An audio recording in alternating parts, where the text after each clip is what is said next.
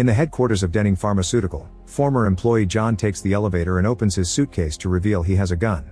On the executive floor, he quickly kills several higher-ups and goes back to the reception, where he sees the police. John says that somebody had to do something and then he self-deletes.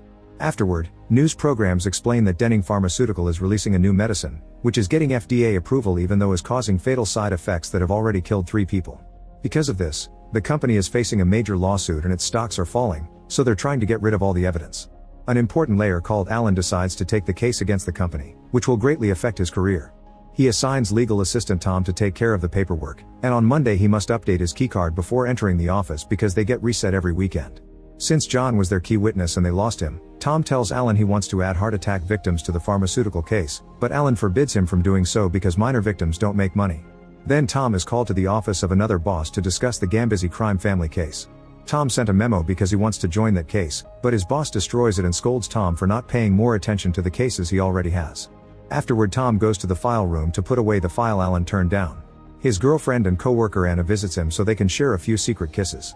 A few hours later, Alan announces that since the servers have been down since last night, everyone can go home. Before Tom can leave, Alan tells him that he made a dangerous mistake with the memo he wrote earlier, so he fires him for it.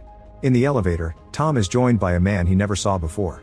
When they make it to the reception, the man leaves a suitcase on the floor and another guy picks it up before taking the elevator too, which Tom finds suspicious. After checking what floor the man went to, Tom tries to follow him, but his keycard has already been reset.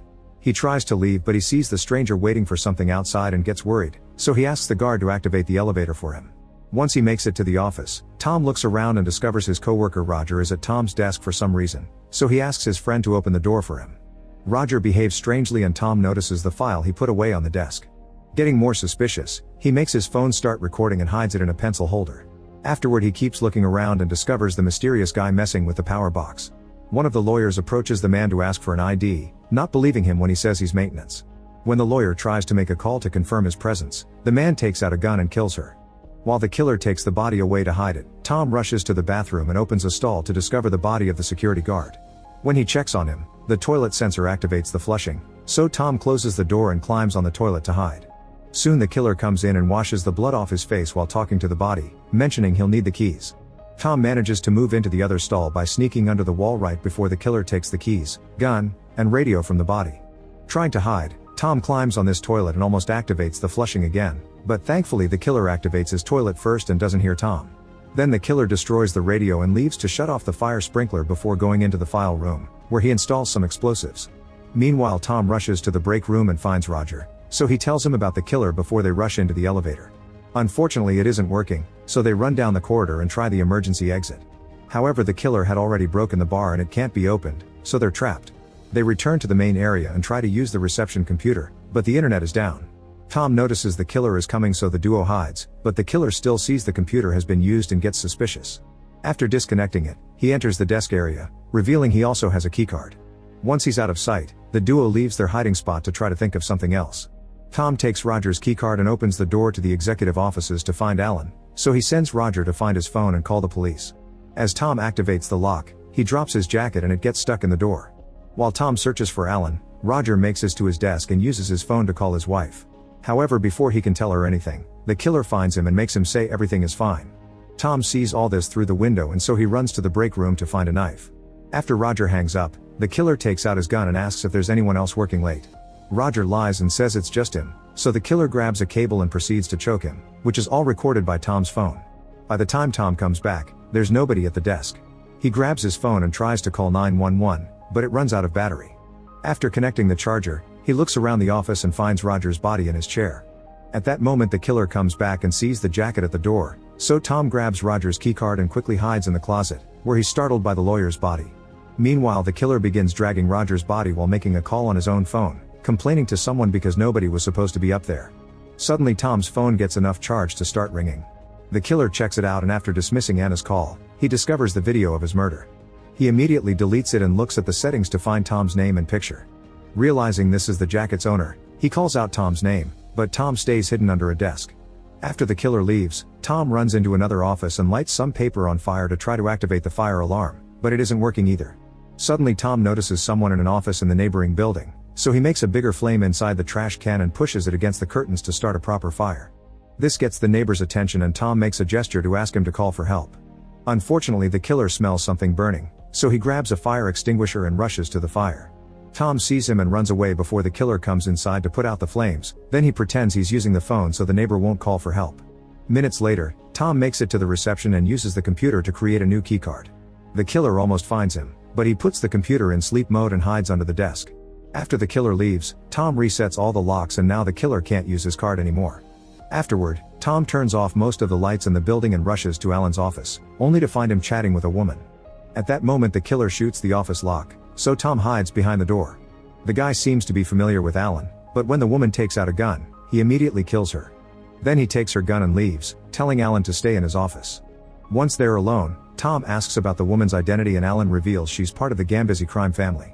She was supposed to testify against her husband, so Alan guesses the killer was sent by the mafia to shut her up. At that moment they hear a weird noise and discover the killer is trying to get into the file room by hitting the door with an axe, but it's impossible because it's reinforced steel and bulletproof glass. Afterward, Alan and Tom try to escape but must hide when they hear the killer coming.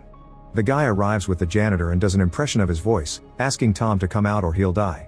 Suspicious, Tom asks what nickname he always used for the janitor and obviously the killer doesn't know, so Tom guesses the janitor is already dead. Next the criminal turns the elevators back on, trying to make them come out. Alan and Tom check the corridor and find the janitor's body with a note that says "You win." At that moment they hear a phone ringing and rush to the desk, only to be shocked when Tom finds his own number calling. Alan guesses it's a trap and tries to escape, causing the killer to shoot him in the arm. The duo starts running away and the killer chases them as he continuously fires at them, so they hide in an office where they can lock the door. This one isn't reinforced though, so the criminal uses the axe to break it down. By the time he catches up to them, they're already getting into the file room. Tom tries to use the killer's phone to call for help, but it's protected with a password. The man still has Tom's phone and since it doesn't have a pin, he texts Anna to ask her to come over. Desperate to help her, Tom gets an idea and starts using the copy machine. At the entrance, the killer lets Anna in and holds her at gunpoint, asking for her phone to destroy it. At that moment Tom shows up and offers to exchange the keycard for Anna, but the killer isn't convinced until Alan also comes to manage the negotiations. After the gun is dropped, Alan takes the card to the criminal, who lets go of Anna but takes out the guard's gun. Alan pushes him to save Anna, so the killer punches him and drags him to the file room. There he complains that Alan didn't clear the office, meaning they've been working together.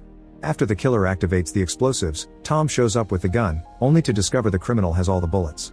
Alan uses the chance to run and the door closes, leaving the killer locked in the file room. He tries to get out with the keycard but it doesn't work because Tom gave him a fake one he made with the copy machine. Suddenly the explosive goes off and starts a fire on the file shelves. The killer tries to put it out to no avail and passes out because of the smoke. Then Tom comes inside and after throwing the gun away, he puts the fire out by pushing the shelves and making them fall.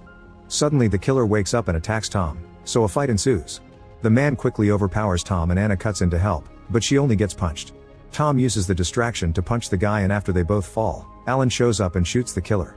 Before dying, the man whispers the numbers 11 to 22 and Tom takes the keys from his pocket.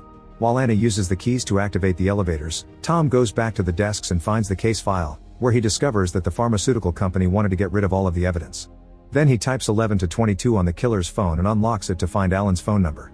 It turns out Alan was paid by the pharmaceutical company to lose the case, so he hired the man to destroy the files and kill Roger. Alan claims that corporations are more dangerous than the mafia and tries to bribe Tom, but he turns the money down and leaves with the file. Not wanting to go to jail, Alan self-deletes. Soon the police arrive, so Tom rushes to leave with Anna before they can be seen. In the file room, the copy machine is making thousands of copies of the case evidence. This is found by a cop, who happens to be the guy who left the gun for the killer. The officer finds Tom's phone in the killer's hand and immediately calls a hitman to send him after Tom to silence him. Make sure to subscribe and turn on notifications so you can watch more videos like this. Thanks for watching.